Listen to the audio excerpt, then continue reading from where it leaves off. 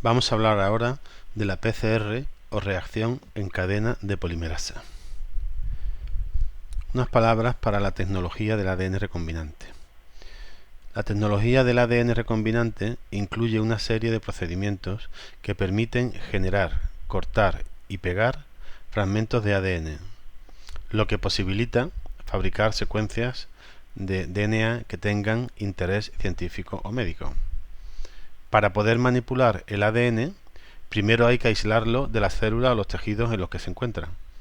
El método clásico se basa en una primera separación mediante una extracción en fases orgánicas seguida de una precipitación mediante soluciones alcohólicas. Una vez que se ha obtenido el ácido nucleico, habrá que verificar su calidad. Para ello utilizamos una electroforesis en gel de agarosa. Estos geles están constituidos por matrices porosas en las que se introduce la muestra de ácido nucleico. Se aplica una diferencia de voltaje a lo largo de la matriz y en virtud de la carga negativa del ácido nucleico estos migran a través de la misma, de la matriz, y migran a diferentes niveles. En el caso del ADN, por su longitud hay que trocearlo primero y esto se hace con enzimas de restricción. Los distintos ácidos nucleicos se separan en función de su tamaño, es lo que se llama movilidad electroforética. La visualización de la migración de los ácidos nucleicos de los fragmentos se logra con bromuro de tidio y después con la aplicación de luz ultravioleta. Hay que comprobar que la concentración de ácido nucleico en la solución inicial es correcta. Esto se hace midiendo la solvancia, ya que se sabe a qué longitud de onda absorben los ácidos nucleicos, que es a 260 nanómetros, y indirectamente podemos averiguar cuál es la concentración. Y también hay que comprobar que la longitud de los fragmentos se corresponde con lo que se esperaba, con los controles adecuados. En esta imagen vemos, por un lado, un gel de agarosa sobre su soporte de plástico, con sus dos pocillos de carga. Después se le aplica el voltaje. Hay una migración de los distintos fragmentos. Se marca con bromuro de tidio y se tiñe con bromuro de tidio y se pasa a la luz ultravioleta, y con eso ya son visibles la migración que han tenido los diferentes fragmentos. Para cortar el ADN se utilizan, como ya hemos dicho antes, unas enzimas denominadas endonucleasas de restricción, que cortan cuando reconocen unas secuencias concretas de nucleótidos. Estas suelen tener 4 o 6 nucleótidos y se llaman palindrómicas, porque se leen igual comenzando por un extremo que por el otro. Los cortes pueden ser romos o escalonados. Los cortes escalonados son más firmes cuando se unen que los cortes romos. Y después los fragmentos cortados de uno u otro tipo pues pueden ser empalmados mediante ligasas. Lo vemos en este esquema. La digestión de la enzima de restricción, la enzima corta en ambas cadenas. Aquí tendríamos un corte romo arriba y en medio los extremos cohesivos que engancharían mejor unos con otros. Y después se recombina la molécula con acción de una ligasa. El corte y empalme permite clonar genes para obtener múltiples copias del mismo. Entonces existen dos formas de clonar genes: la clonación celular y la clonación acelular. En la clonación celular se usan bacterias para producir billones de copias del ADN a clonar. Este ADN se introduce en ellas como un vector y las bacterias con su crecimiento lo multiplican, obteniéndose todas las copias. Lo vemos en este esquema. Tenemos hay un corte en un plásmido bacteriano, se corta, y por otro lado tenemos el ADN genómico, que también tiene su secuencia de corte, que esto se hace con las enzimas de restricción que hemos dicho antes. Se hibridan para pasarle la secuencia de ADN genómico al plásmido, entonces quedaría un plásmido quimera.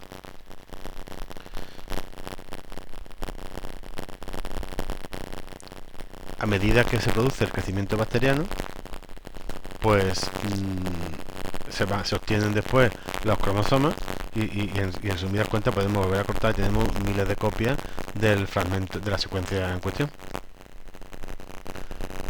Por otro lado tenemos la clonación acelular.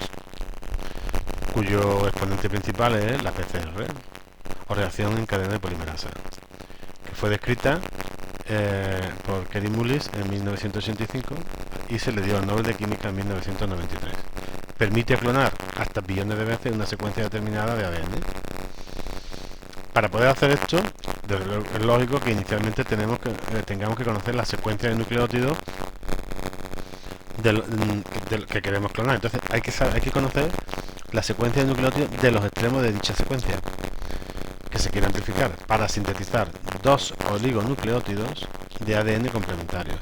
Estos oligonucleótidos se denominan primers o cebadores y tienen una extensión promedio de 20 nucleótidos. La reacción de la PCR consta de tres etapas. Una etapa inicial de desnaturalización de la cadena de ADN para separarla en dos. Una posterior de hibridación con los cebadores o primers. Y una tercera o extensión de la secuencia a clonar.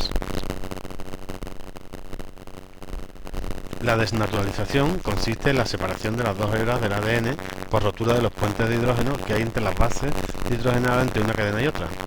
Esto se consigue pues calentando en el termociclador a una temperatura de 95 grados durante unos 5 minutos. Después viene la hibridación.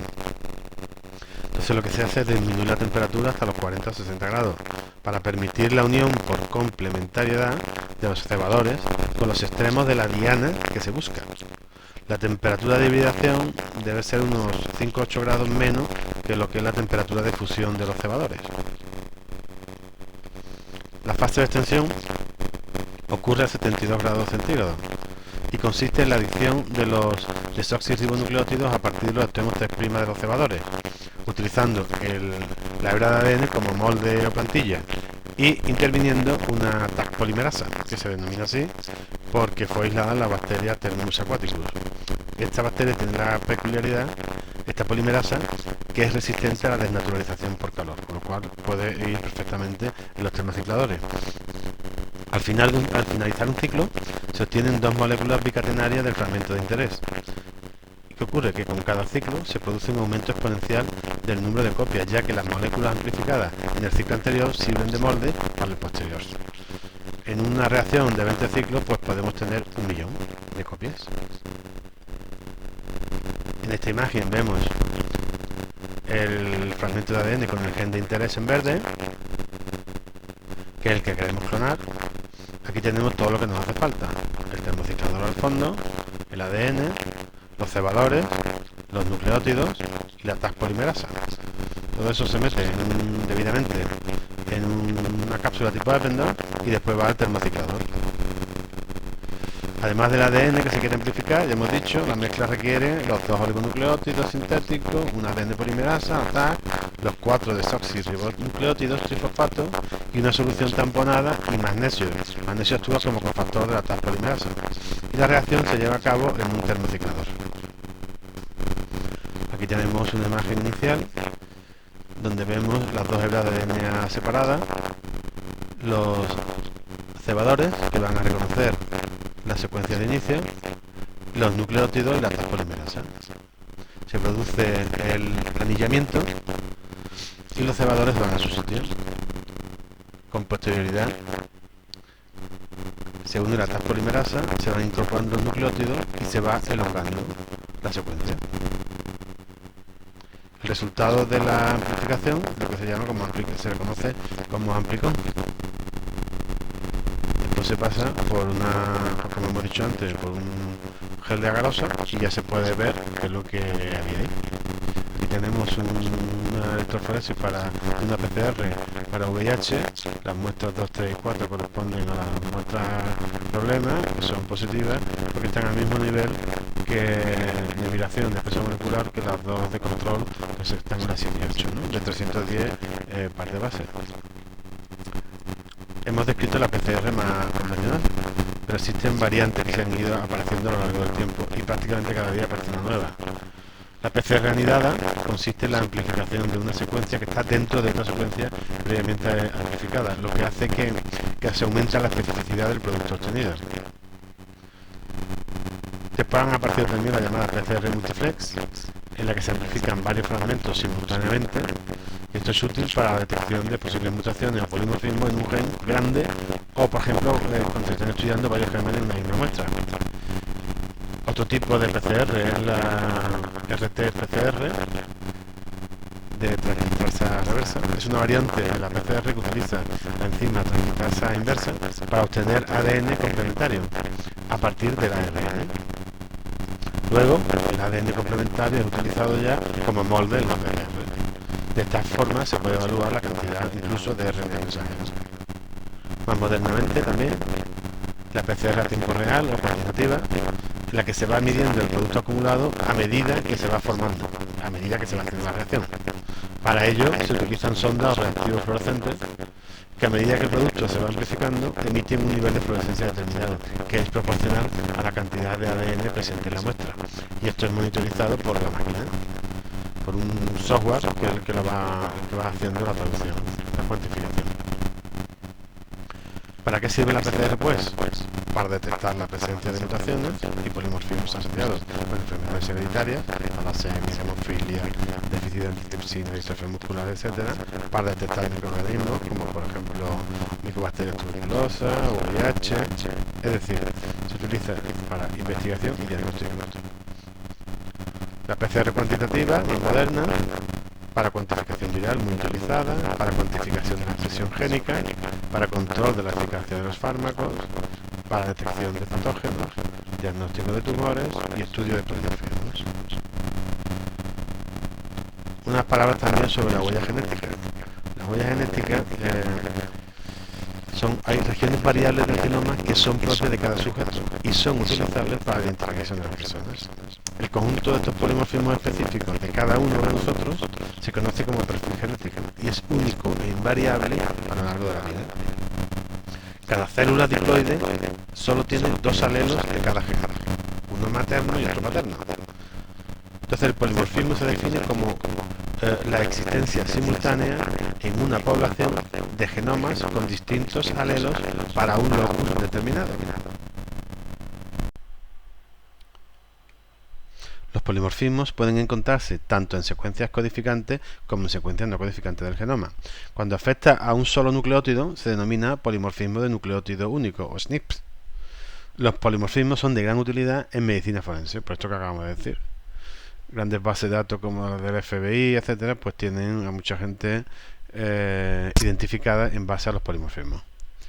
También están asociados a diversas patologías, como cáncer, enfermedades cardiovasculares, diabetes o patologías del sistema nervioso y también a respuesta a fármacos. Un ejemplo de SNP es, por ejemplo, en el gen del receptor tipo 1 del TGF-beta, que se describen diversas variantes polimorfas. Una de ellas, en el intrón 7, en la guanina de posición 24, que puede estar reemplazada por una adenina. Por eso se escribe así, IN7G24A. Y otras palabras para la secuenciación. Secuenciar el ADN es determinar el orden concreto de sus nucleótidos. Primero nació el método Sanger, que consiste en hacer una PCR en la que se van añadiendo desoxirribonucleótidos normales. Desoxiadenina, adenosina, desoxicitosina, desoxitimidina, desoxiguanosina. Pero además se van añadiendo una versión modificada, se añade una versión modificada de cualquiera de ellos, que es una versión di-desoxi, a la cual, ¿qué ocurre? Que le falta a cada uno de ellos el grupo hidroxilo del carbono en posición 3'.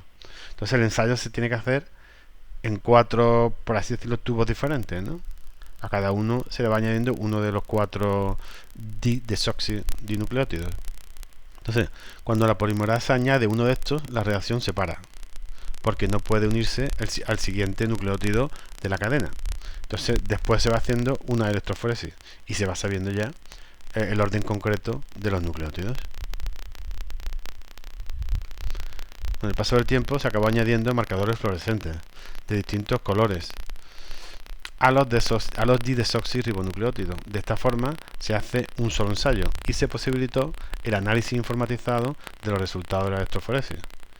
El software de secuenciación lo que indica es cada base de la secuencia y la compara con una secuencia de referencia para identificar si hay mutaciones o polimorfismos.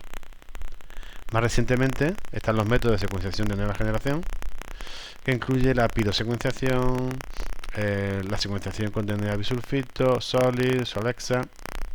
Entre ellas la secuenciación está muy extendida, la pirosecuenciación está muy extendida y se usa sobre todo para el estudio de mutaciones y de SNPs, de polimorfismos, de nucleótido único. En oncología, para el estudio de enfermedades infecciosas y para la tipificación de HLA. La bibliografía utilizada. Y muchas gracias por su atención.